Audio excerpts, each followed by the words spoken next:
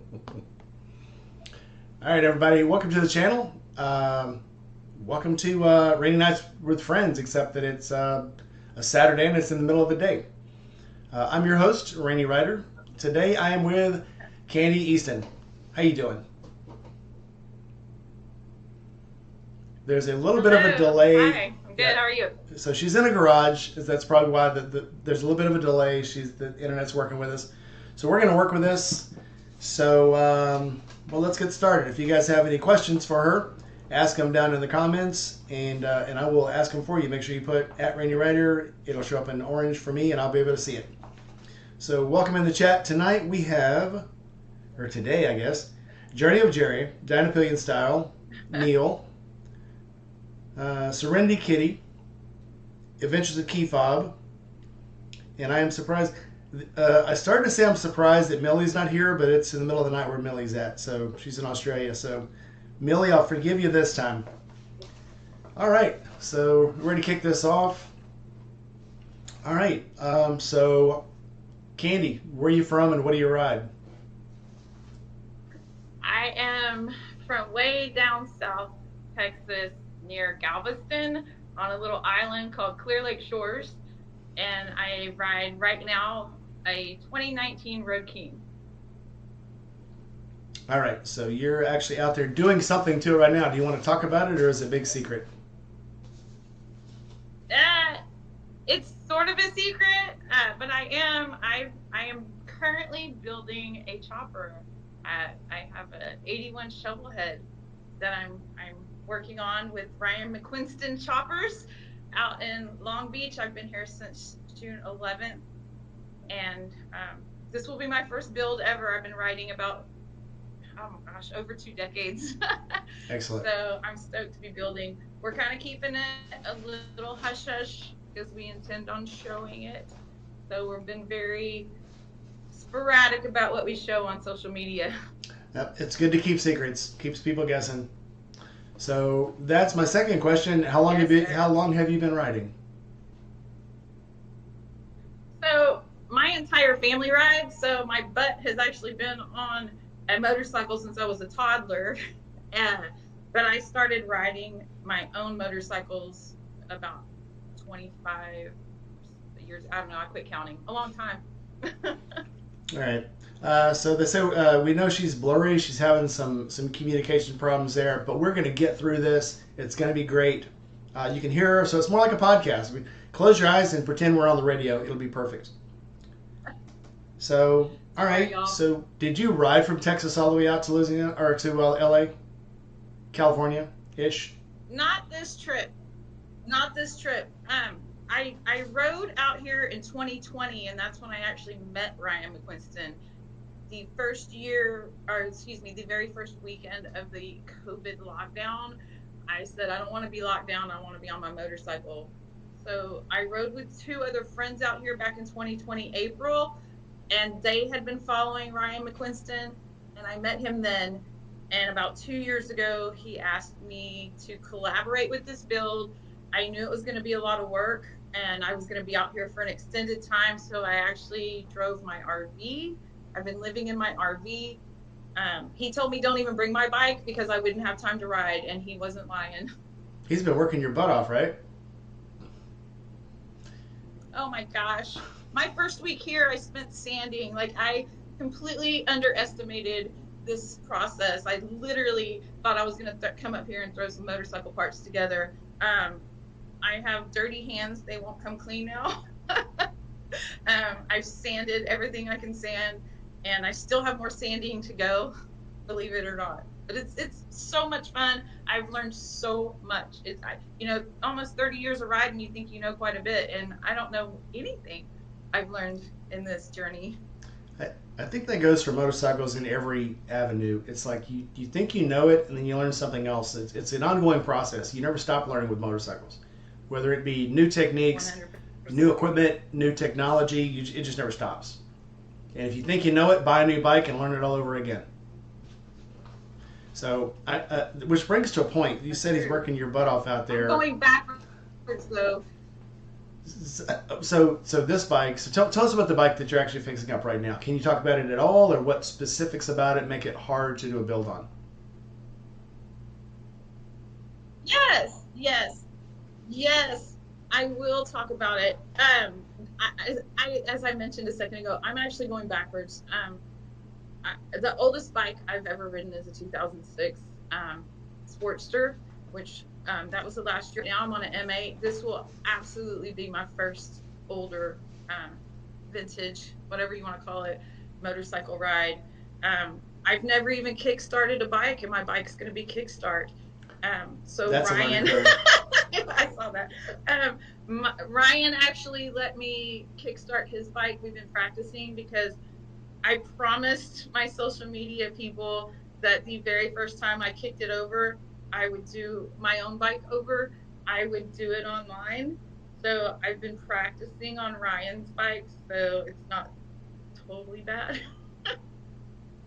So what size engine is in the one that you are putting together now? It's an 81 shovel head. Okay. Yes, it's an 81 shovel head, which is 80. Okay, so not too hard to kick over. So you can do this. No, Ryan's a master. He's a wizard. He was actually mentored by a mechanic for Evel Knievel. So he knows what he's doing, and he promised me it'll be like butter when I kick mine. Yeah, if he's been around that long, he sure knows what he's doing. Well, he's my age, but he was blessed enough to be mentored by somebody really awesome who knew what they were doing. Okay, good enough. Jason Goes wants to know if you know where Huffman, Texas is. I do. I grew up in Baytown, Jason. I'm familiar with Huffman. All right, cool. Yep, I have family in Baytown. I actually built, so if you're from there, I tell people I'm from Beaumont. I'm actually from a little town called Buna, and grew up in Lake Charles, between Lake Charles and Beaumont. Oh, very good. So I'm very familiar with the area, and all the crab restaurants and the beach. Right, likewise. So when I joined the Navy and I went out to Virginia, and everybody's like, "Oh, do you surf?" I'm like, "Oh yeah, I've surfed." Like, "Oh, you're from Texas, you surf?" I said, "Yeah, because I've surfed in Galveston," which is nothing like surfing in Virginia, and also nothing like surfing in California. And That is fact. yeah, so much different. But you talk about a learning curve, huge learning curve. You think you know something, and no, you don't. You don't at all. Nope. So No. I get it. I was in Hawaii, so I rode for motorcycles. I've been riding cross country most of the time, and so when I was 50, well, for my 50th birthday, I rode all 50 states in a year for my 50th birthday. And when I was in Hawaii riding, I actually learned to surf on my 50th birthday. Absolutely awesome. I was going to ask about the 50 and 50. I do not know. I know two people, other than you now know three, who have actually rode all 50 states. So you're in a very high tier of rider. You know, I didn't know what else to do for my 50th birthday, and it just came at me last minute. I was like, this is what I'm going to do. It wasn't easy. 80% of that year, it rained on me, coast to coast, in Hawaii, Alaska, everywhere. So I kind of want to redo. So for example, when I was in Oregon, it was raining, and I had on my radar to go to the Goonies house on my motorcycle, and I just got tired of rain, and I turned around and just headed home. Well, fair warning: if you ever ride with me, it's going to rain. It's like I bring the rain. It's a curse. So I love riding in the rain. It's awesome. Okay, well, sounds like we're both got the same. I like it on the big bike. I don't like it on the Sportster because I don't mind it. The Sportster hates the rain. So, but the BMW loves the rain, eats it up. Yeah. Brian Alley, welcome in. Oh, nice. Yeah, I bet that BMW slipped. Oh, I love it. It's like a canoe. It's great in the rain. It's even good in tornadoes. Hi, We'll talk about it sometime. Brian is a good friend of mine. Yeah, Brian is a good friend of mine, and he just bought a BMW, and that's all I'm going to say about it. Oh, dude, I love a BMW. And right now, so I'm about to trade. The one I have now is 6 years old, almost 7 years old, and I'm thinking about trading it in for a newer one. And I'm on the fence with the R18 or buying. My wife's right there, but I'm on the fence of buying a Harley. She does not want me to get the Road Glide. I kind of want the Road Glide, but also want the R18. So I'm kind of between a rock and a hard place. But anyway, enough about me. Let's talk about you. So obviously you don't mind riding in the rain. So you're obviously a rough rider.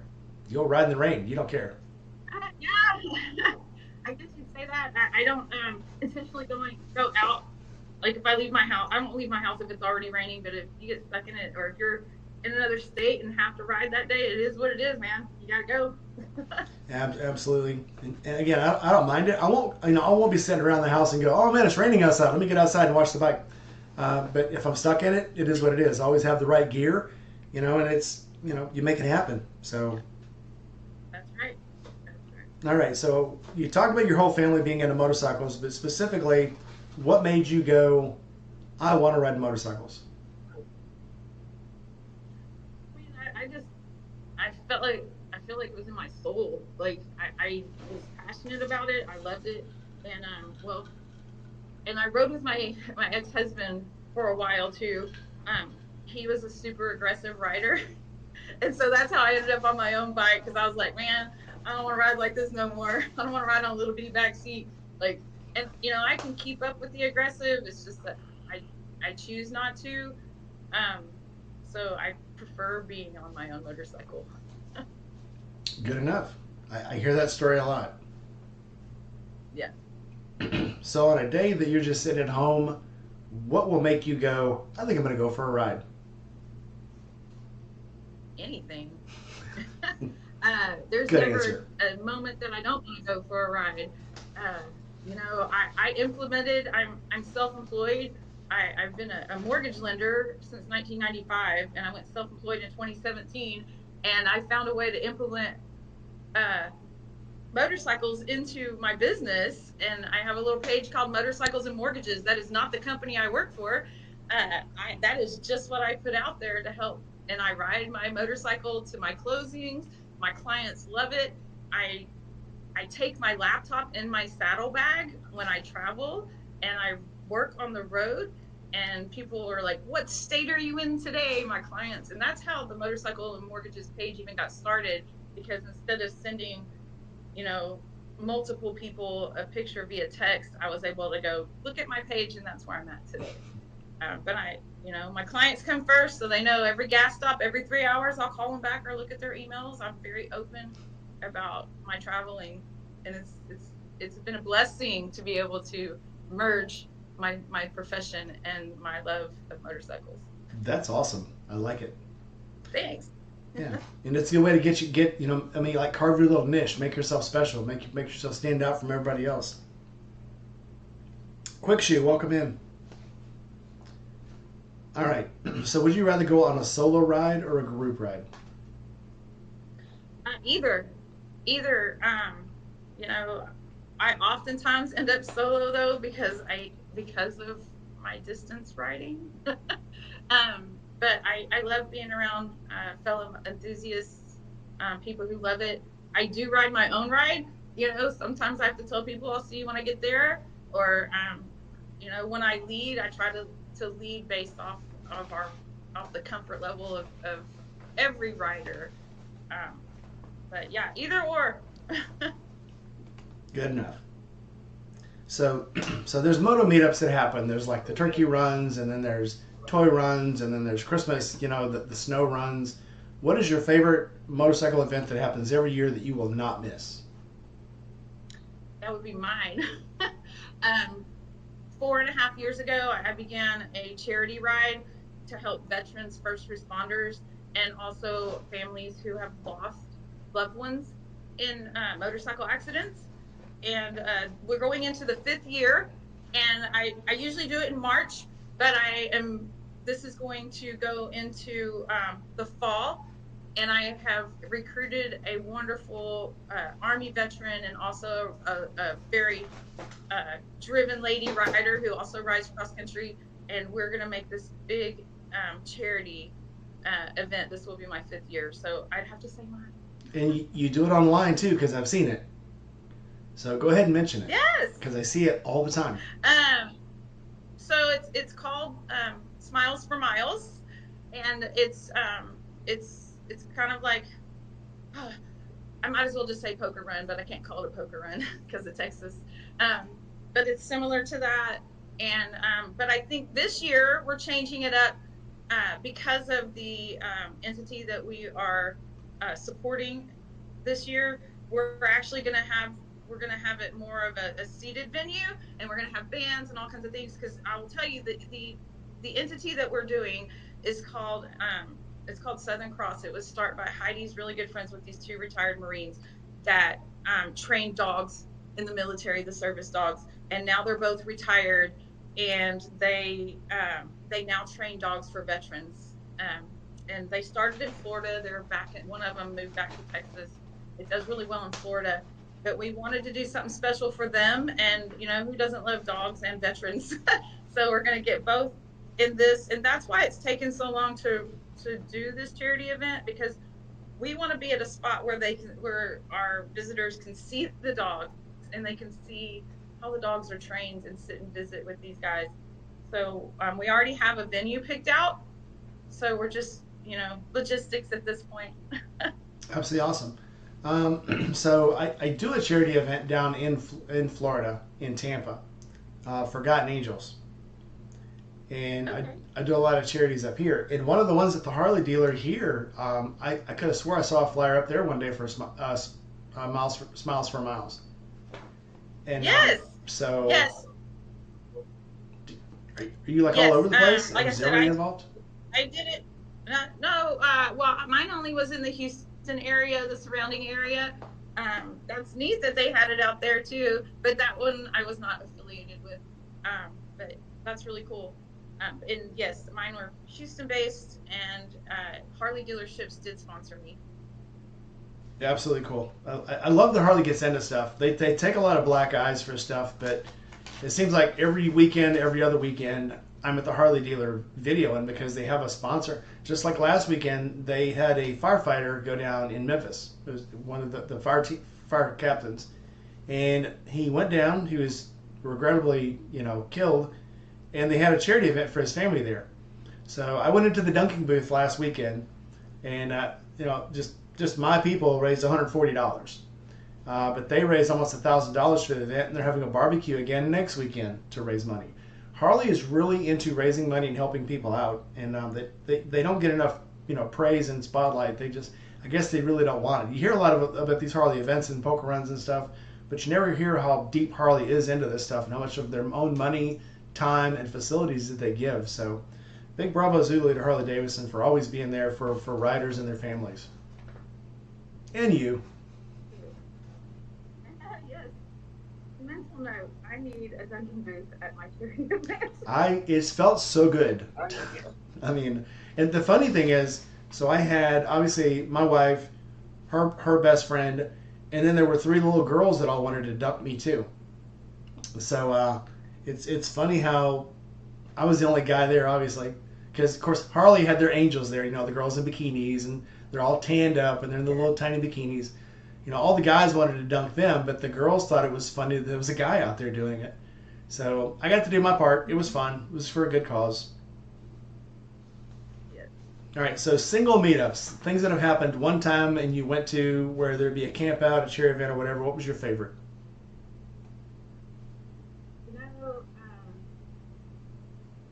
Right now I have a lot of favorites. I think my friend Eric Vaughn is doing a wonderful job with Nitty Gritty Chopper City. Uh, I've been with that one since the first year he came out, and it started at a little bitty bar in Houston, and now he's grown. He's out in the Pines, and this show's killing it. And I think he does a really good job, and I'm very proud of him. He's been a friend of mine for a long time. And So where I would is say that that at? is definitely my favorite. Nitty Gritty Chopper City. Yeah. It is at Salomon Park. You can go follow Nitty Gritty Chopper City on Instagram. They've already started announcing the 2026 party for. It's always in March. I'm a sponsor out there as well, and they just, man, what a fun time. It's a great group of people. You can camp out there. You can do all the things. The property is really large. The Salmon Park that they use is it's a large property, and they've got this old timey western town built in the middle of it, and they'll set up tattoo parlors and bars, and it's really cool. It's a It's lot in of fun. Grapeland. I have heard of that. Okay. Grapeland, It's yes, in thank you. Grapeland. Yes. Yeah. Okay. I'm going to share that in case you guys are curious because I was, and then I looked it up. So, all right, there it is. If you're curious about Nitty Gritty Chopper City, there it is. All right. I was like, that sounds so familiar. Why does that sound so Thanks for familiar? that. I know why this. No, I know. No, I know. Okay. Yeah. Back on to other things. Sorry, I got lost. Let's make this less about me and more about you. So here's a personal question. What is the stupidest thing you have ever done on a motorcycle? Oh man. I've got the best story. Um, I had this little Nightster that I loved, and we were all group riding one day through the Conroe area, and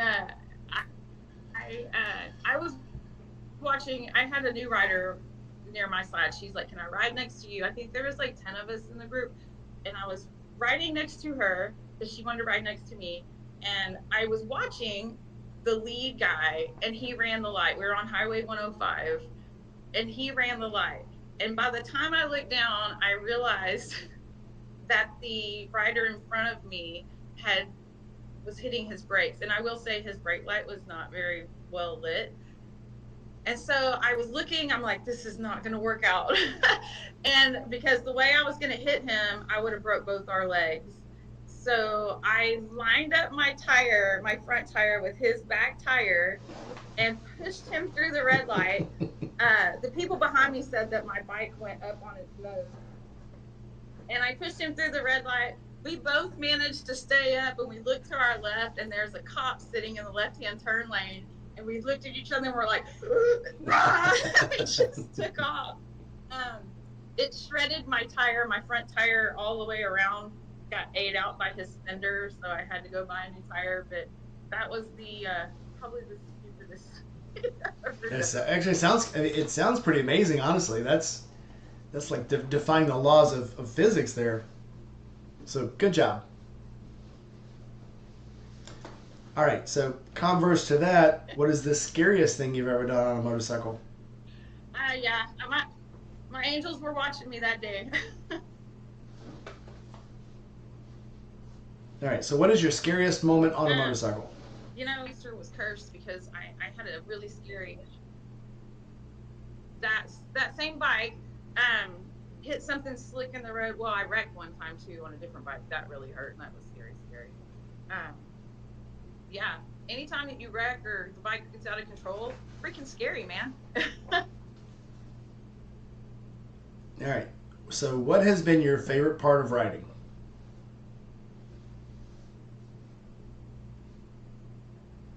Everything about it. Everything about it. I can have the worst day of my life, and I'll go grab a motorcycle, and immediately big smiles. Um, I don't think there's nothing on the earth except for my son that makes me happier than being on a bike. I'll buy that.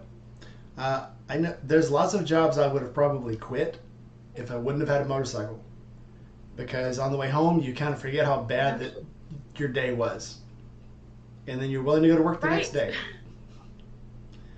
Cool enough. Yeah, true statement. All right. So flip side of that, what has been the most frustrating part of riding for you? I don't have any frustrations when I ride. You know, I ride with a lot of guys, and I took a trip to Florida with a group of guys one time, and all of them were like, I tend so flat and boring. Blah. And I was like, man, I'm having a great time. I'm on a motorcycle. So I don't think I have a frustration. Yeah, I pick on a friend from work. He's got a 17 Sportster that was chopped, has a 1250 bored out motor on it, and he hasn't been riding lately. He's like, yeah, it's too hot to ride. I'm like, too hot? Dude, this is perfect weather. You know, it's like 80 degrees in the morning. It's like not quite 100 coming home. I can't see, and this is what that kills me about people. getting into a car, inside the car, it's 130 degrees. I go out, it's 100 degrees outside. I get on the bike, it's still 100 degrees. Once I start moving, I'm instantly cool. In a car, you might have to drive 5-10 minutes before you cool off.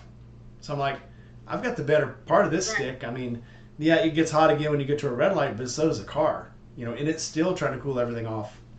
And if you're not actually driving the car, it's not really cooling off because it can't work the air compressor. So I don't know. I think everybody should have a motorcycle. It's the no nonsense transportation. To me. I 100% agree with you. If you're emotion, it ain't hot, and do not come at me with that nonsense because I'll make fun of you.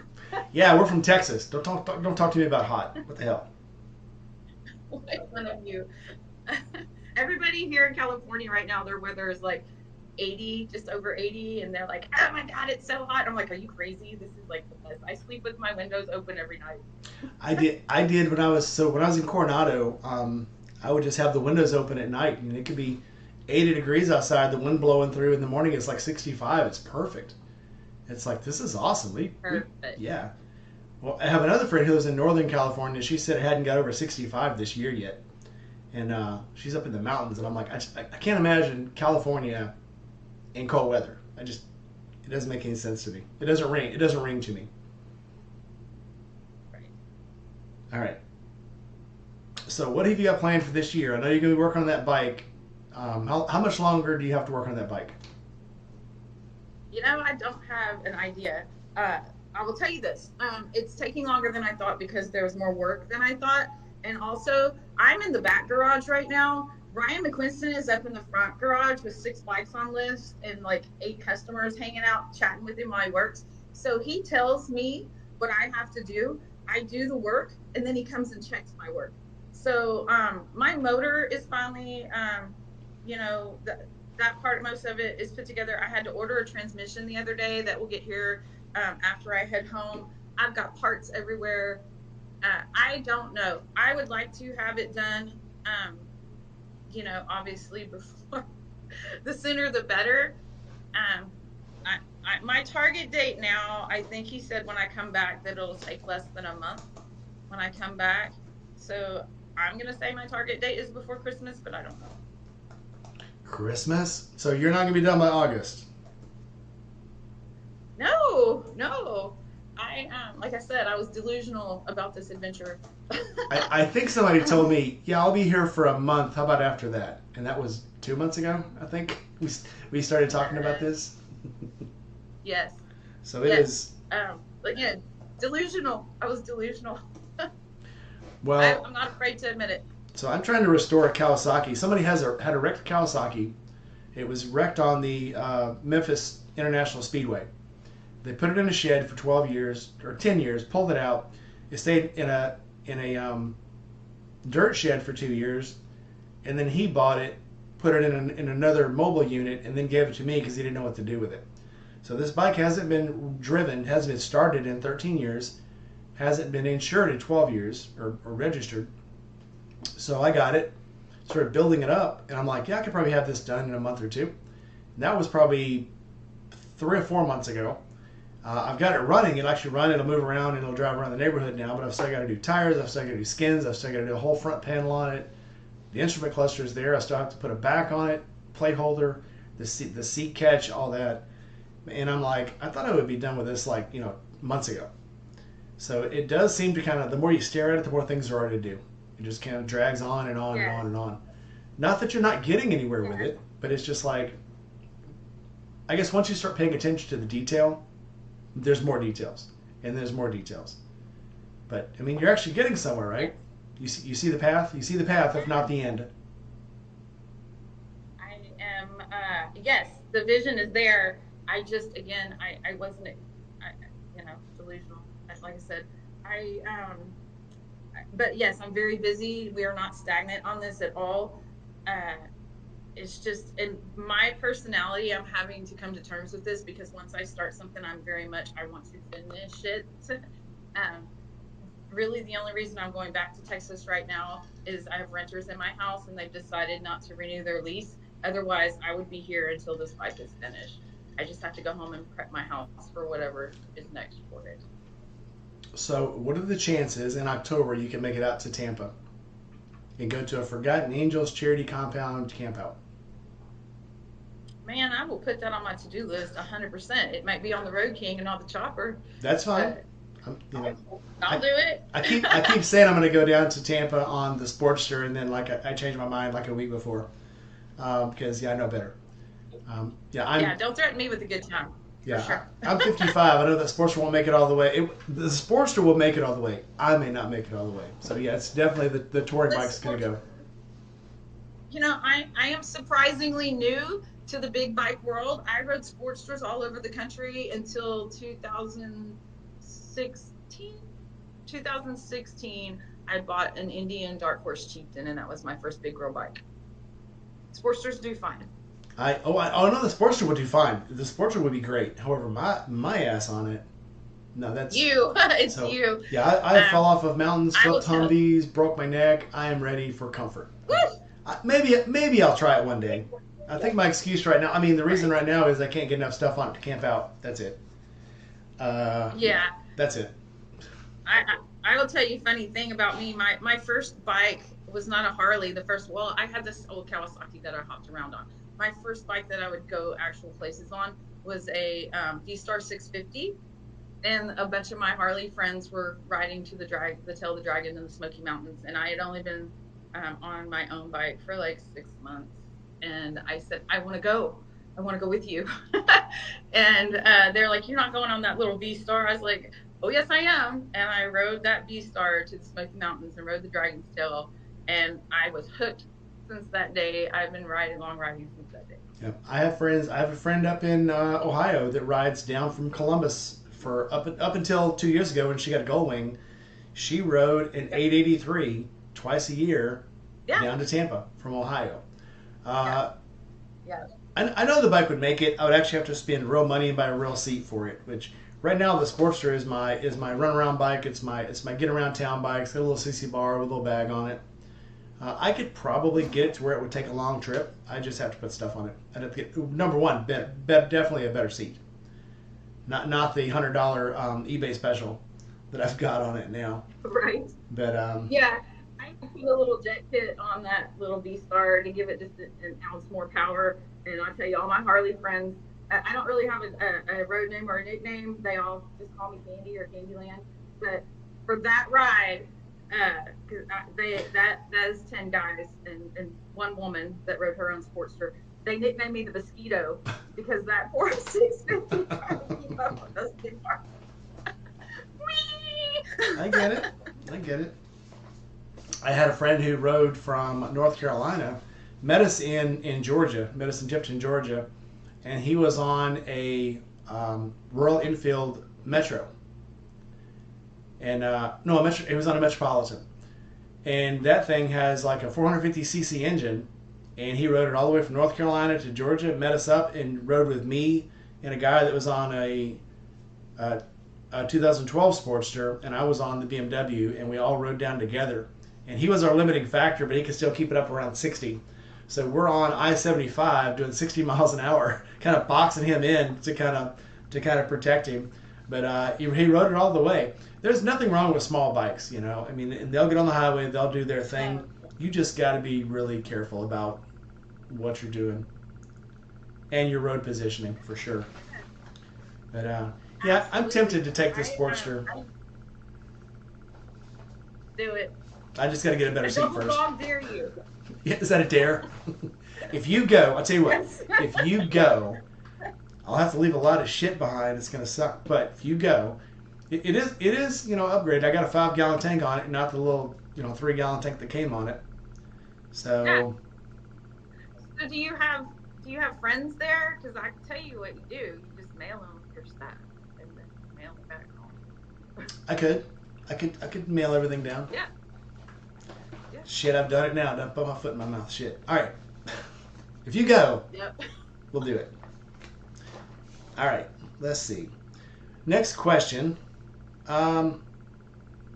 If you had told a friend right now they wanted to start riding, they've done their little tour after the MSF on their little 250, got used to riding, and they're like, Candie, I'm ready to step up into a big girl bike. What bike should I get? What would you tell them? Man, that's a comfort level thing. My son for his 16th birthday, I bought him a 1200 Sportster. Immediately for whatever reason, my brain goes to a Sportster. I'm not a small girl. I'm 5'10", and I started on small bike, and then worked my way up. But it's really a comfort level thing. I know a girl that's half my size who went to the class and went out and bought a Heritage, you know, and she does just fine. So, sit on those bikes, feel them out. Don't make like a quick decision. Like, take a day or two, go back, sit on some more bikes, and see where your comfort level's at, man. I wouldn't depend on me because I know what I like to ride, and I don't have to ride it, and I don't have to pay for it. So that's Yep. I've done that with every bike. I'm looking for a bike. I'm like, I don't know. I don't know. Yeah, that one's nice. And as soon as I put my ass in one, it's like, this is it. This is the one. I'm buying it. And there's no more shopping around and going back. As soon as I get it, I'm gone. Yeah. My Road King, there was nothing wrong with the Indian that I was driving. Well, I will say this.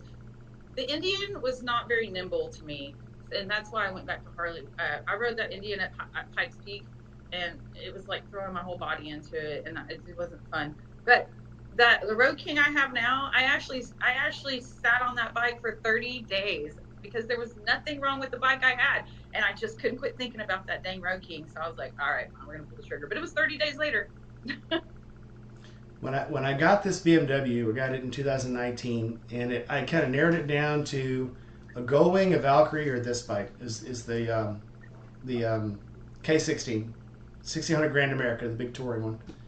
And I went to Honda, and I said, well, I'd like to test drive, the Valkyrie, the new Valkyrie. And they're like, we really don't let people, just get on them. He says, well, let me call blah, blah, blah, and let me see if I can set something up. And I'm like, oh, is he the guy in the back? He goes, no, he bought one a couple of days ago. I'm going to call him and see if he'll let you ride it. And I'm like, what? He's like, yeah, I'm going to call him and see if he'll let you ride it. And I'm like, if it was me, I wouldn't. I mean, you guys don't have a bike here that I can ride? And he's like, no, we don't put fuel or anything in the bikes until they're actually sold. And I'm like, well, do you have a demo bike? He says, nah, we really don't do the demo bike thing here. And I'm like, what the hell?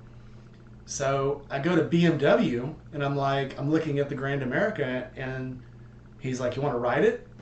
I'm like, yeah. He goes, if you ride it, you're going to buy it today. And I was like, well, let's see how it rides. I got it out on the road and took it. I rode it around, got it up on 240, came back. I'm like, get the paperwork out. I'm ready. I'm done. As soon as I put my ass in it and got it on the highway, it's my bike. So, and that's how I've been with all my bikes. I mean, once you sit on it, you just know. Yeah, you do. And that is really bizarre to me that they wouldn't have a test ride. Like, I wouldn't want to buy a bike unless I got to test ride it. Which is funny. Honda used to throw you on anything and let you ride. And Harley was the one that said, nope, sorry, can't test drive it until you buy it. Now Harley's the one that has, we got 2 riders in the back. You want to test drive it? Take off. I'll send you out on one. And Honda's the one that says, nope, sorry, I won't sell it to you unless you know. If you know you want it, we'll sell it to you, but that's it. And then BMW, of all manufacturers, goes, yep, take it out. Go ahead. It's crazy how, the rules have flopped. It's like we're living in the Matrix or something. Right. All right. If you could go anywhere on a motorcycle today, start anywhere, end anywhere, on any bike you'd want to take, where would you go and what would you ride? Oh, Ireland. I'm ready to ride Ireland. I'm ready to spend like a month in Ireland and stay in castles and ride around. And I actually had some friends that did that, and they shipped their Sportsters over there. And so I probably shipped my own bike over, a smaller bike. I'd have to buy another Sportster. But the people over there were so fascinated with their Harleys that they ended up selling them over there and paid for their trip. So maybe I'll get lucky and that'll happen for me.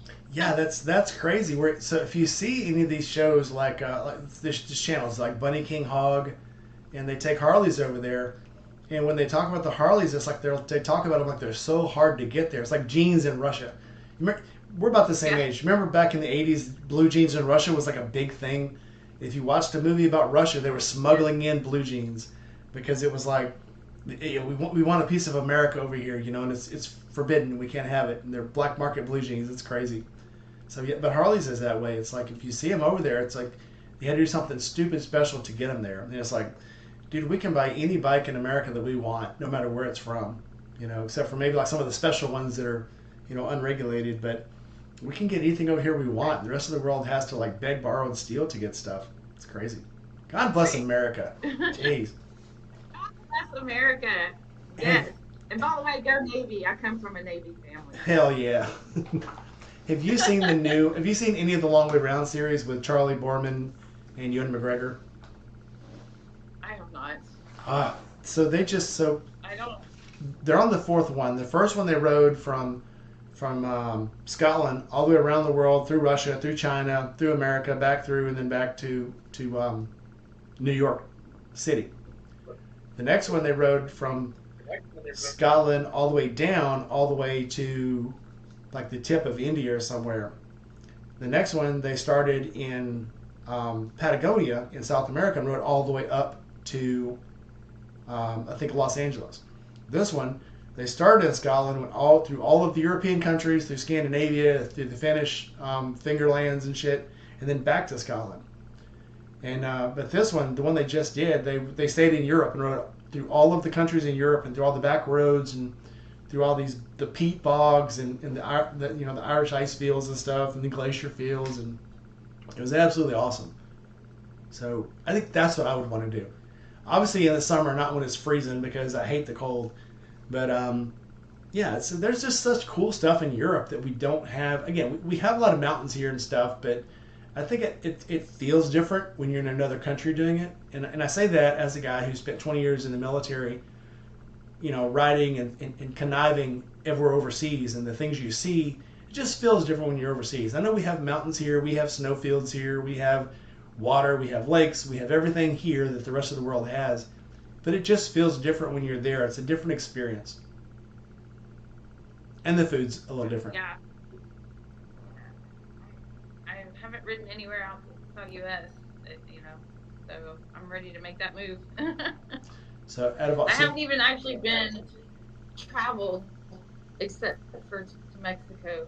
I've never traveled outside, so big steps for me. So you've been to all 50 states. What is the coolest area you've ever ridden in where you said, this is worth it, this is what it's all about? Oh, man. I get that question all the time, and there are so many places that just, I couldn't believe what I was looking at. All the way from New York, all the way over to the West Coast, there was always something that was just taking my breath away. And side note, my dog also rides with me, so I have to stop more often. And there was this one particular place in New York, and I'm always on the back roads. I try to stay out of the cities. I was on my way to Erie, Pennsylvania. I'd already got to New York, and I was coming back. And my dog, I needed to let my dog out. And I'm on this little back road. I stopped at this gas station that was the size of a shed in someone's backyard with one pump. And I'm putting gas in the bike, but I noticed grass and trees behind me. And so I was like, oh, that's where I'll take my dog after I get done with gas. And I walk back there, and I get through the trees, and there's this old lighthouse, this historic lighthouse behind the trees. You would have never seen it. With, the whole sign and the story behind it. And just things like that really strike me. And that was my favorite East Coast. My West Coast side, I got up and went through Oregon the only day it was sunny.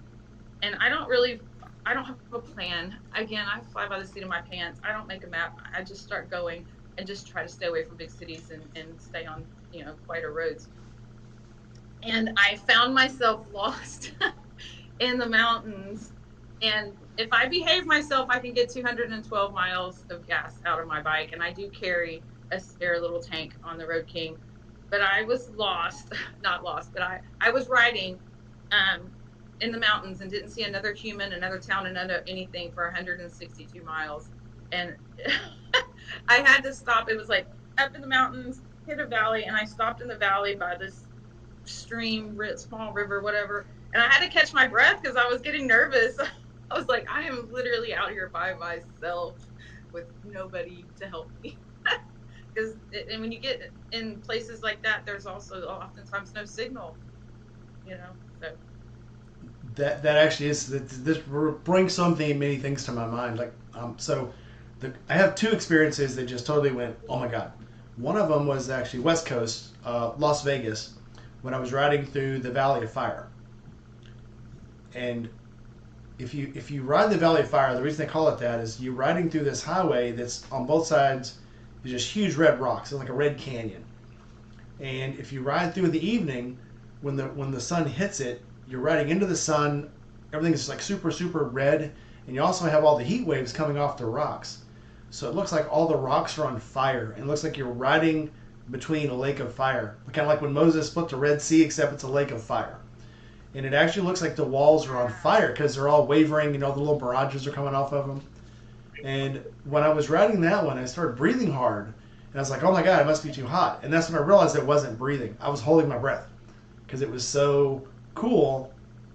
You hear people say that, "Oh, I forgot to breathe." It's like, what kind of stupid does it take to stop, to forget to breathe? That's when your whole body just kind of shuts down and goes, "Oh my God, what the hell is this?" And then the other one would be like you talk about being out of radio contact with any other person. When I go down to Forgotten Angels, I usually go down at night, and I go out right after work. I'll leave and ride all night and go through from Memphis down through Birmingham, Montgomery. If you end up down in Florida somewhere, hit I-10 and come in. Some of these back roads, like when you go in between Georgia and Alabama, there's a lake, and it's like a 3 or 4 mile road that crosses it. And probably 30 or 40 minutes before I got on that road to like 30 or 40 minutes behind it, the only thing I saw was one cop sitting at the bridge. Other than that, I didn't see another soul for like 2 hours. And I started thinking, well, there's nobody here. If something happens, it'll be, hours before somebody sees my body, so I'll just rot here out in the woods. And you hear stories about it all the time. People that slide off the road and they just disappear, and they find them 4 or 5 days later, and they were like 10 feet off the road, but nobody saw them. yes. So it's like, I don't know, man. It's cool. So it's like a roller coaster ride. It's an adventure. It's exciting. Bad things could happen, but it feels so good at the time that you think it's worth it. Just that's just me waxing poetic. I have people tell me all the time that I'm crazy, and that how especially being a woman, why in the world are you riding all over by yourself, And I tell them, this is what I tell you. When it's my time, there's not a doctor on this planet that's going to save my life. It's time for me to go. And when God says it's time for me to go, I'm going. So why am I going to live in fear? Why am I going to be scared to go out and ride a motorcycle across the country? Now, that being said, I do take precautions when I'm by myself. I will not ride at night. I try to be somewhere safe when the sun goes down. I do carry. That's why I couldn't go into Canada. But I've never actually had to even touch my gun in 25 something years I've been riding cross country. But don't be scared. Go do something cool, man. It's always the scared is at the time, the better story it's going to make later. Exactly. Yeah.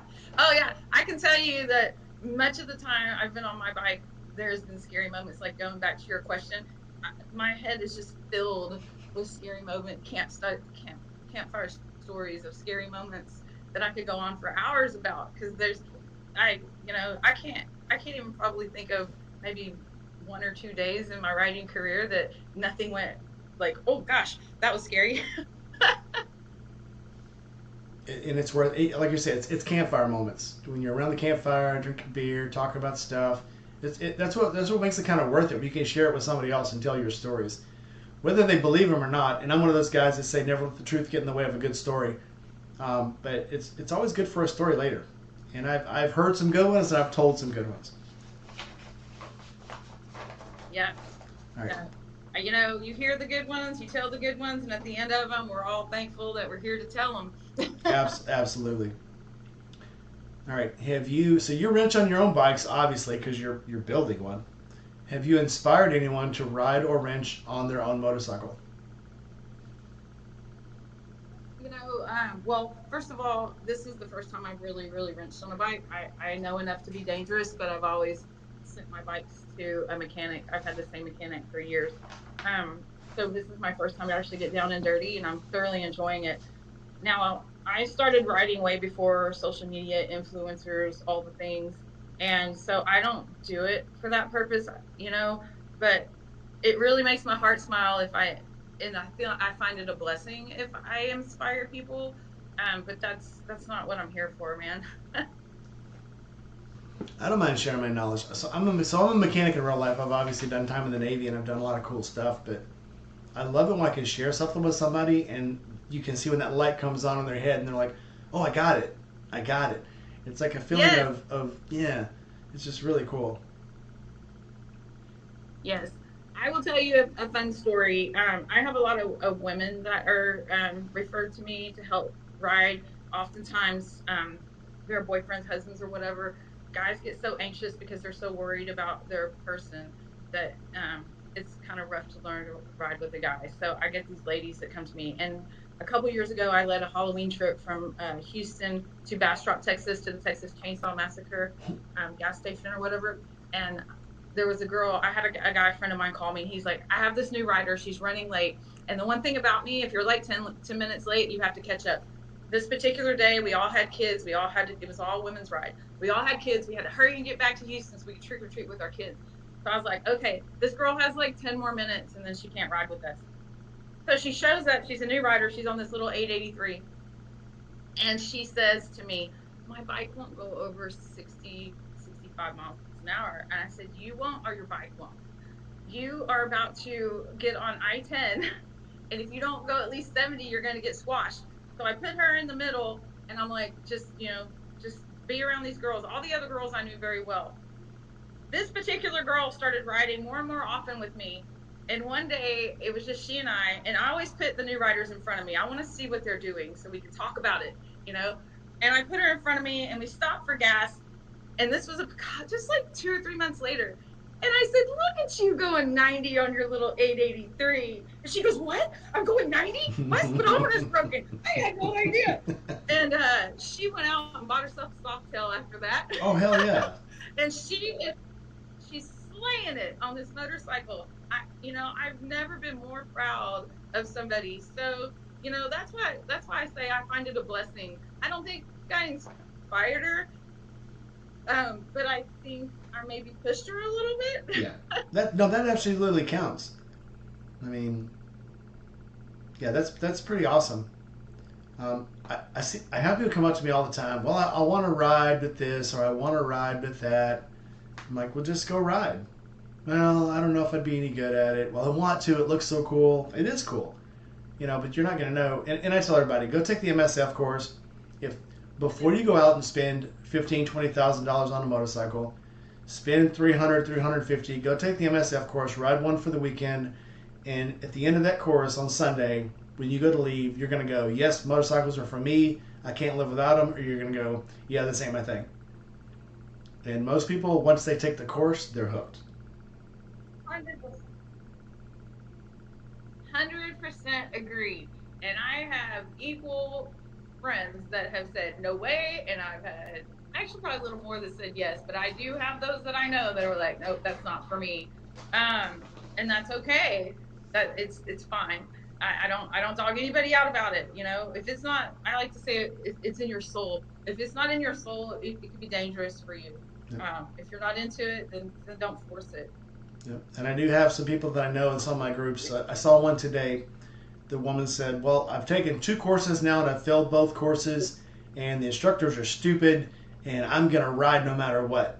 And it's like, I get it. Some of these instructors are a little overzealous and stuff. However, if that instructor sees something in you that makes him think that you're dangerous and you could hurt somebody, take his advice. At least try to listen to him and find out why he's making that decision.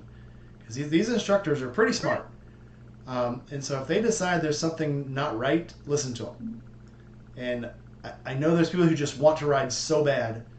But that's the guy. And I'll tell you this story. So when I had my wreck in '05, there was a dealer that I went to. And while I was in there, this guy was talking about, yeah, man, I'm going to get home, man. I'm going to get this bike and I'm going to do wheelies and I'm going to learn how to do this and I'm going to learn how to do that. And the salesman was like, I started to tell him when I ran his credit, I started to tell him, sorry, you didn't get, approved. Sorry, I can't sell you the bike. He says, but it was kind of a slow month. And I was like, well, credit came back good. I'll sell the guy the bike, but I won't let him drive it out of here. So I told his friend, I said, yeah, Arkansas law, you can't leave the dealership without a license. So if one of your friends will drive it, you can take it, but you can't drive it off the lot. So his friend says, yeah, cool, I'll drive it for him. His friend drove his bike to his house, left it running. He got on it, and yeeted right into a tree and killed himself. Sometimes these long-time riders, you can see these guys, and I'm sure you've seen some of these too. You can see a guy, just the way he's acting, it's like you should not be on a motorcycle. Or you should have, hopefully some of these guys will have a humbling experience, because I know I've had a couple, that makes you realize, okay, I don't know everything. I don't know everything I thought I did. Maybe I should learn some more. I think everybody should learn how to ride, just for the fact of, if you, one, they're good on gas, two, they're great, you can get more on a highway and fit them in. But I think it makes you a better everything rider. Once you learn how to ride a motorcycle, you're a much better car driver too, because it makes you more aware of everything that's going on in your life. If it doesn't work for you, okay, cool, I get it. But I don't know. I mean, it's such a big part of my life and the things I do. I can't imagine not having a motorcycle. The worst wreck I ever had happened 13 years after I rode, and you're right, it was very humbling. I had ridden for 13 years and I'd gotten very arrogant about my riding style. I thought I was badass, and I am a much better rider now because of that. And one of the things that I did when I started riding further out, I like to tell people, if you can't comfortably ride on your own, then you don't need to be riding in a group. I spent months riding around my neighborhood. My neighbors probably hated me. I would come home from work and ride my bike by myself around my neighborhood, and then I'd go out a little more, and then I'd go out a little more. Like, none of us started as stellar riders, you know. So just, when you get on a bike, don't expect to just be out there gallivanting around with people. I highly recommend getting comfortable in your own zone, because following other people and other people's riding style is not going to keep you safe. You need to know what you need to do in a group, and how you need to manage your bike. Absolutely awesome. Again, it's like I've been riding now for 45 years. I'll also go and get in a parking lot and do figure eights, or I'll try to do, the little snails, because it can only make you better, especially having multiple bikes. If you get used to one bike and the way it acts, and then you go jump on another bike, I've got 3 bikes in the garage. They all act absolutely differently. If I go jump on that Harley and try to drive it like the BMW, it'll just go slow. But if I jump on the BMW and try to drive it like the Harley and steer it through something that it won't go through, I'm going to be eating asphalt. So you've got to get used to the bikes and keep yourself sharp on every bike you have. Just saying. This is true. I rode that Indian for 4 years before I went back to Harley, and like I said, that Indian for me wasn't nimble. It was very long, so I think that's why. But I had to throw my whole body into that bike to get it to do anything. And then when I finally traded in and got on that Road King, I damn near threw myself off the Road King, because my body had become accustomed to throwing my weight into the bike to get it to go around the corner. When on the Road King, I actually only have to move my hip, and that thing's woo, Oh yeah. Yeah, very true. Kawasaki, just driving around the neighborhood, I went to, there's a cul-de-sac at the end where I do a U-turn. I'd have to do a 180 at the end of the street. And when I went to do that on the Kawasaki, it's a little 650. I went to lean the bike, and you didn't have to lean that bike to turn. You just had to think about turning. I went to lean, and I almost knocked the bike over, because as soon as I went to put weight on one side, it went bloop, and almost dropped it. Yeah, like I say, absolutely different. All right, got a question for you. If you could tell a new rider one thing that you had to learn the hard way, what would it be? Again, that would be riding in groups too soon. That was just me personally. I went back and started riding around the neighborhood again, because things were happening in the group that I didn't know what to do. I watched a guy run a stop sign. I had a car on the freeway almost run me over, and I had a bike next to me, and I wasn't ready. Wasn't ready. So again, just get more comfortable on your own, so you know what to do in situations when you're riding in groups. JC Odom says hi, and hips don't lie. Hi, JC. I'm sure it's an inside joke. All right, you've shared a lot with us, but what is one thing that people may not know about you that have known you for a while? Oh my gosh. I don't know if there's anything because I am an open book. I once got told that I was over ambitious to tell on myself. So I can't really think of anything. Open heart, open mind. Off. Yeah. I don't really have any secrets. I don't think. Sometimes I guess I should keep my mouth shut, but it just doesn't work out. I have that. I had a guy when I was in the Navy. If you wanted to know what he was thinking, he'd have that look on his face like he was thinking. And if you poked him in the side, he'd say whatever he was thinking at that time. And it was kind of funny, especially when we were out in front of a bunch of women. Just go up to him and go, "What?" And he would just say it. There was like no filter between his mouth and the rest of the world. As soon as you asked him what he's thinking or you poked him in the side, he would like just blurt it out. And it was usually about whatever girl he was staring at. So sometimes it was really funny. To us, anyway. Okay. If you could go buy any bike right now, but you had to own it for the rest of your life, you wouldn't have to ride it every day, but you'd have to own it for the rest of your life, what would it be?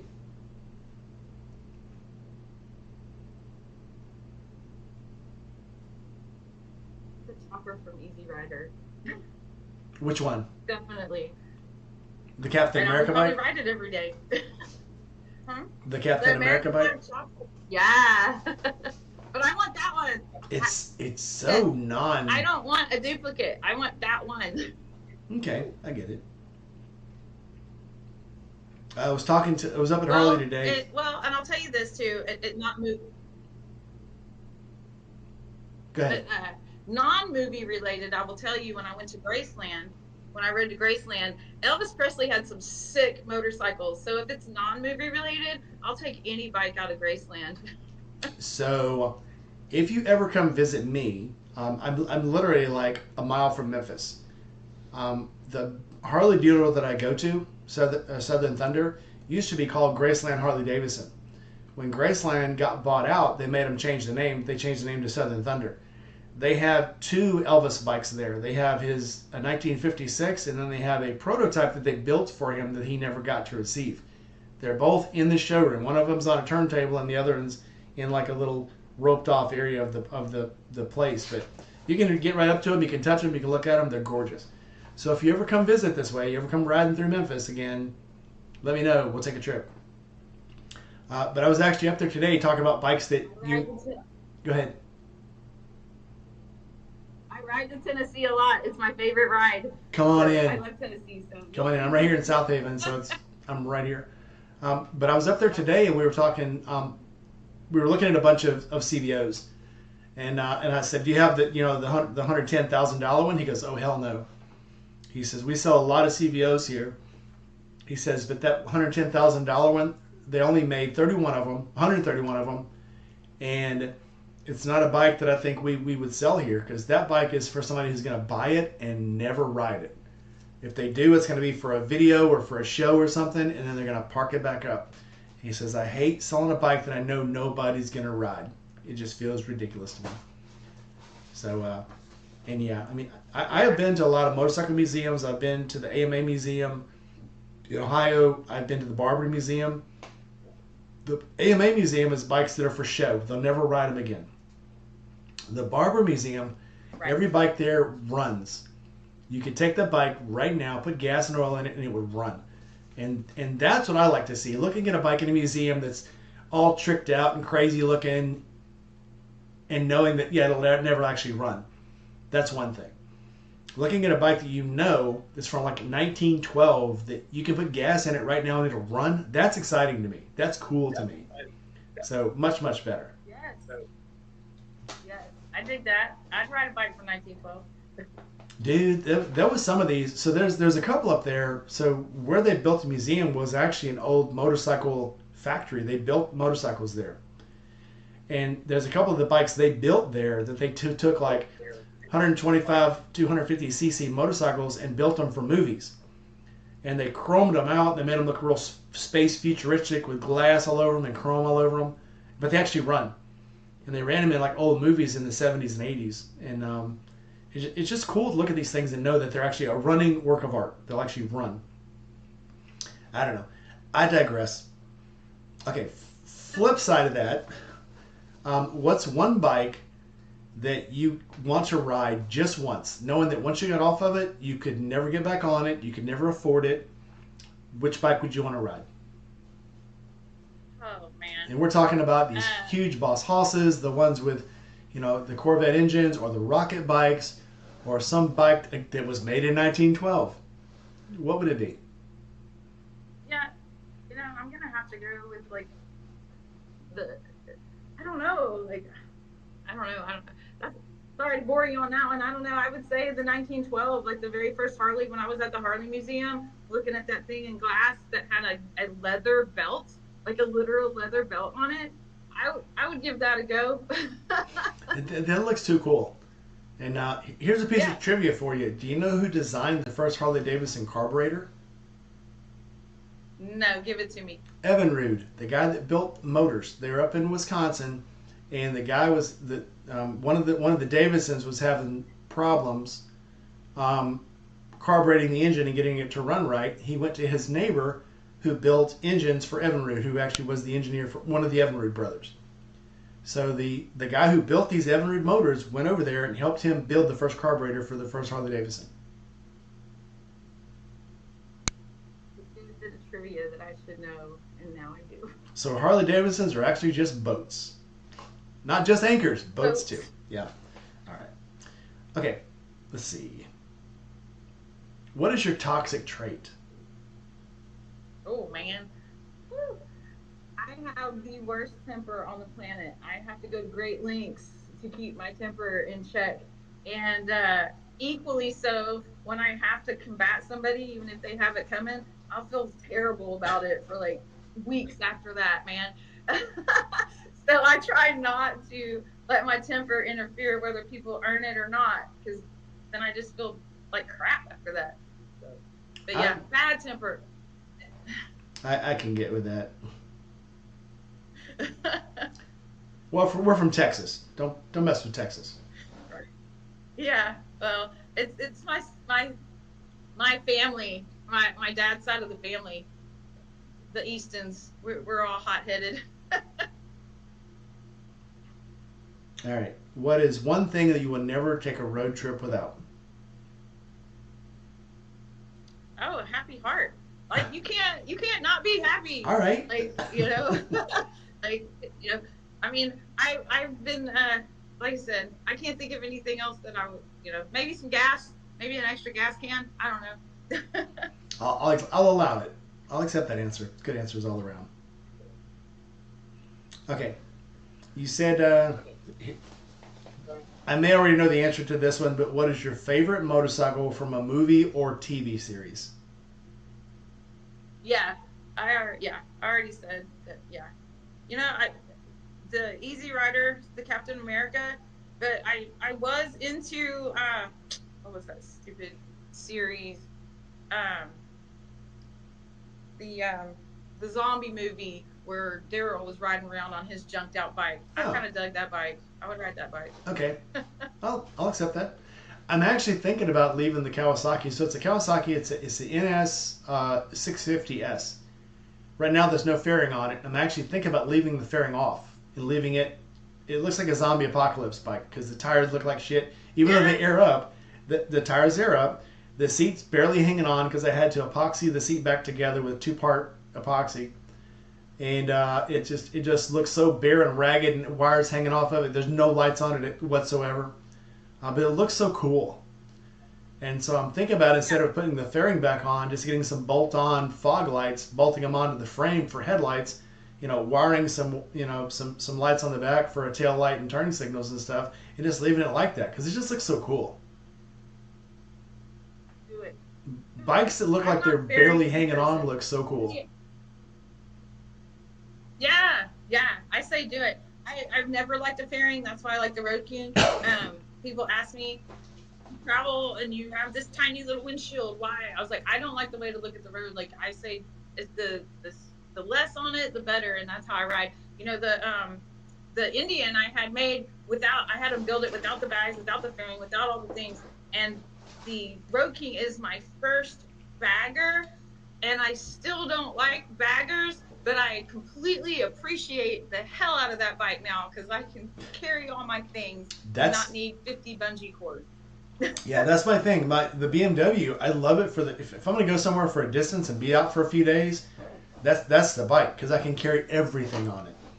But for going to work, running around, running to the store, just running around town, the Sportster is so easy, it's so nimble, it's so quick. It's jump on it and go. And it's easy to push in and out if you get into tight traffic, if you get into a tight parking lot, get around stupid people. It's great. I love it. Right. You gave me something to think about. So maybe it might be cheaper to get this Kawasaki on the road than I thought. Tires and go. There you go. All right. Last question, and then you can ask me some questions. Who would you like to ride with from the past or present?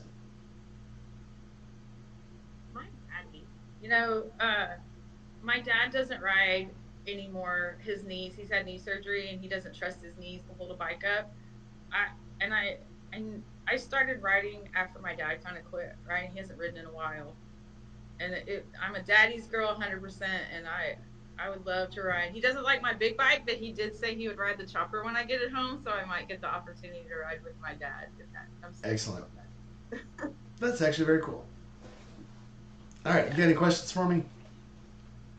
I wish I did. I wish I did. I know. I'm sorry. I'm not for the moment. Yeah, fail. No, it's fine. Okay. How about this? How many states have you been to?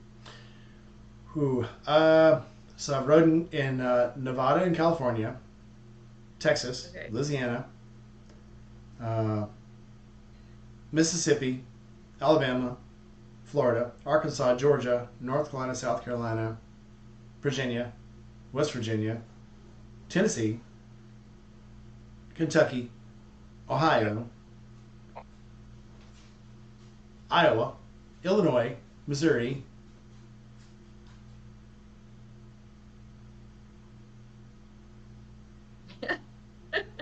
tell me what states I've ridden through and said, fuck that state, I'm not stopping.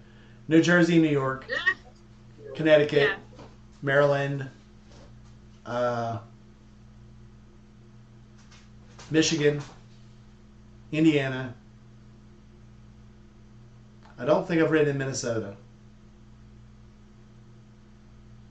I think that's it. So yeah, compared to you, pretty boring. Oklahoma. Oklahoma. What a state. So yeah. Riding through counts. Riding through absolutely counts. There's been a few states that I've ridden through that but yeah, that's a good list. That's great. I dig it. I wanted to. So right before I started this last job, I was going to ride out because I have a friend who owns a boot company in California, and I was going to ride out and visit him in LA for a few days.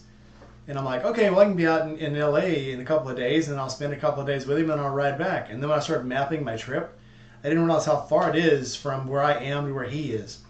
And it was like my itinerary said, like, first day of riding, 12 hours. Second day of riding, 10 hours. Third day of riding, 8 hours. And that would just put me there. And then I would visit for a day, get up the next morning, and drive back. And it's like, I don't know about this. I mean, I consider myself a pretty good, rider. But I wanted to enjoy the trip. I'm like, I'm going to get there. I'm going to be dead. All I'm going to want to do when I get there is sleep the first day. And when I wake up the second day, it's time to come back. I was like, man, let me rethink this. So I'm actually going to have to, I'm going to do it. But I'm actually going to have to set aside a whole lot more time than just, I'll get up tomorrow and ride, which I've done. I've gone into Iowa. And I did that one, and I say that because I did it on a spur of the moment thing. I had a few days off, And I woke up one day and I called my friend up in Des Moines, Iowa, um, and I said, "Hey, what are you doing this weekend?" He goes, "Hey, I'm just gonna ride around, drink beer, and go to the taco place." And I said, "Oh, I was thinking about coming up to visit you." He goes, "Well, I guess I'm gonna ride around and drink beer with you." He says, "When you coming?" I said, Yeah. "I'll be there tomorrow night." So I took off. Right. And yep, it's Bleak Rides, Des Moines, Iowa. And I just took off, and we spent the weekend together, and it was awesome. He drove me all around Des Moines and showed me all the cool stuff. And then when I rode back, well, when you know it rained the whole time. It rained the whole way back, like 12 hours. But it was awesome. It was one of the best weekends I've ever had, just taking off and going somewhere. It was just very, very spur of the moment. So, yeah, those spur of the moment trips sometimes. Oh, yeah, Wisconsin. Drove up to Wisconsin, which is funny. So in 2006, I was deployed, and my wife bought me a motorcycle while I was gone. She bought me a BMW R1100 RT. I got back. We had to drive up to Wisconsin and get it. Beaver Dam or Beaver Creek, Wisconsin, right above, almost to Appleton, almost inside Green Bay. So we rode all the way up, or I drove all the way up, got the bike. The next morning, no, we drove up, stayed in the hotel, got up the next morning, and it was like 40 degrees.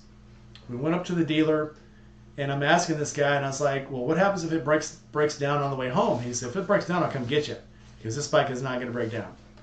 And so we rode it all the way from Wisconsin, all the way back down to St. Louis, Missouri, in one day. It was about 9 hours straight through. That was about 10 hours, I guess. But yeah, it was just these spur of the moment trips are probably the best. They're just because there's a lot of spontaneity. There's no planning, nothing to regret. There's no overthinking the trip. It's like, let's throw some stuff in a bag and go. And it was awesome. I The spur of the moment ones are the best. My favorite one that I have in 2017, I got laid off, and typically I see layoffs coming because I'm in leadership roles.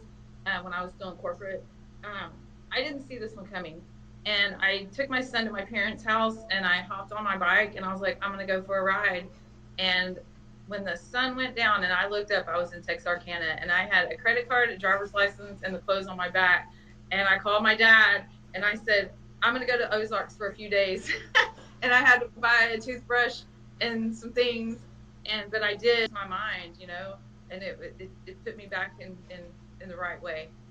That's the best trips. Have you ever gone to Eureka Springs, Arkansas?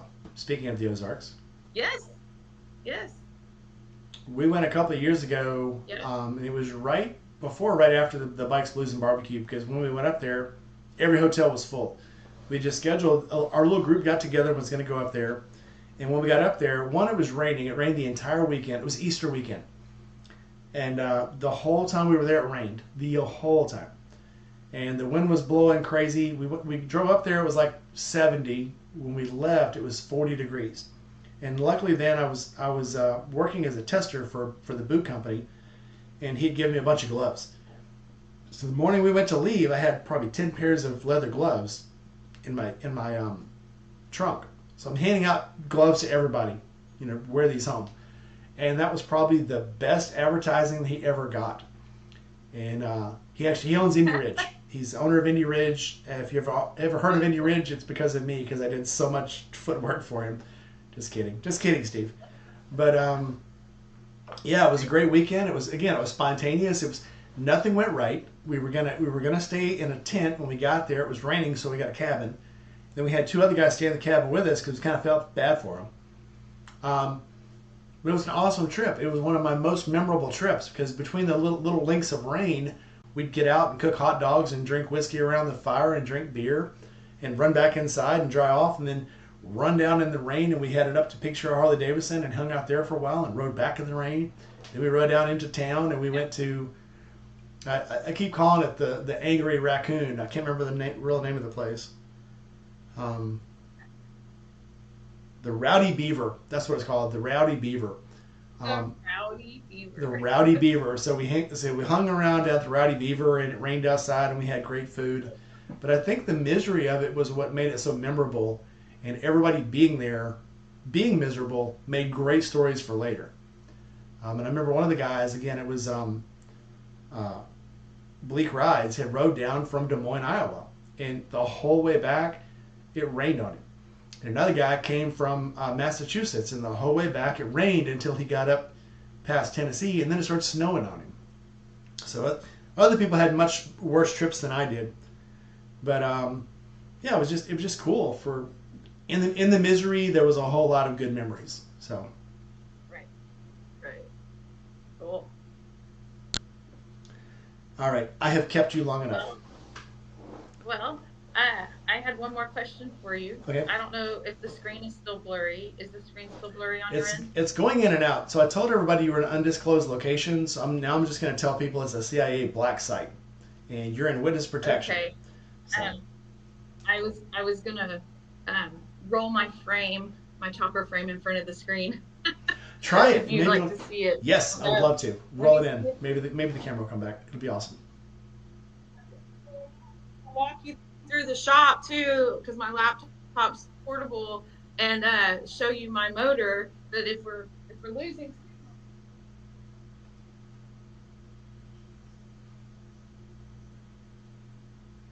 If I can get this over here. This is a rigid. It was built with lots of love by Ryan McQuiston himself.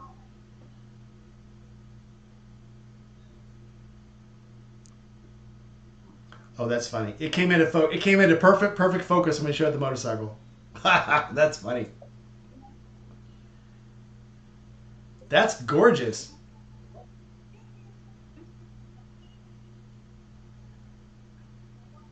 See if we can see my motor real quick. Yeah. Okay. Let's see if we can get this done. When you rolled the motorcycle in, it came into perfect focus. Perfect focus. Oh, so it's just me. Well, you're in perfect focus now. Oh, good. Okay, maybe we just need to move around. All right, I'm going to take you guys to the main shop where all the work's being done. Let me make sure. Let me put my dog on a leash, too, because he's going to run off. Come here, Evo. Come here. Come here. Oh, my God. Evo. All right. Let's go. Walk through the shop. I'll turn y'all around.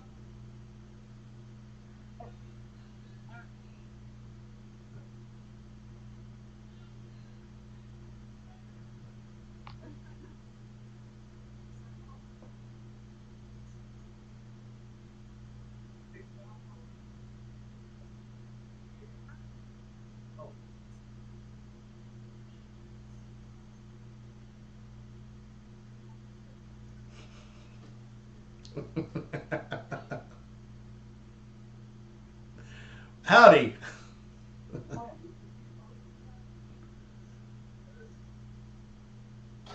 lot going on over here. I'm working on side my panhead on the side. Sorry about that.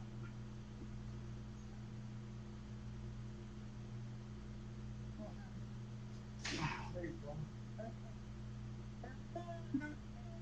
Go ahead. Nice. I have a friend in Canada that would love that. I powder coated her white. So that was one of the things I was telling you I was sanding my life away on, and I was never going to get it as shiny as I wanted. So I asked Mr. McQuiston, can we powder coat this? And he let me do it. That's brave. Yeah. Well, I did my research before I asked, and it says it doesn't it holds heat, but not enough to really do anything significant. Yeah. I just can't be sitting at red lights for a long time, so I might be doing a lot of red light running.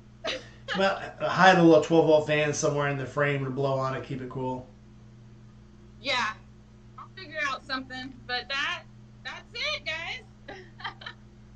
And this is Evo. This is the one that rides with me. Evo, love it. Evo, the Moto Minton.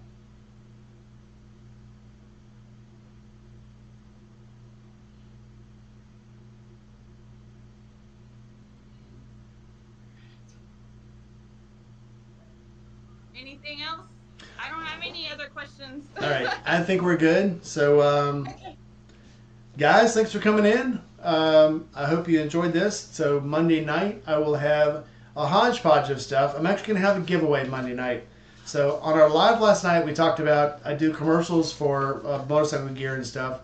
one of the things that I got given and I made a commercial for was the Winx Wheels Urban Camo hoodie. So I am going to actually finish that commercial. Since they don't want the footage now, I'm going to make the commercial for them, and I'm going to give away that hoodie.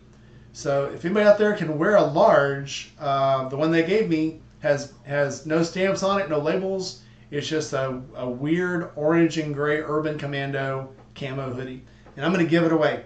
So you guys tune in tomorrow night, or Monday night, I guess. I'll make that commercial, I'll get it out the door, and I'm going to give away that hoodie. So for now, like, comment, subscribe, hit that bell, and I will see you guys on the next video. Candie, hang around. I want to talk to you after we're done. Say goodbye to everybody.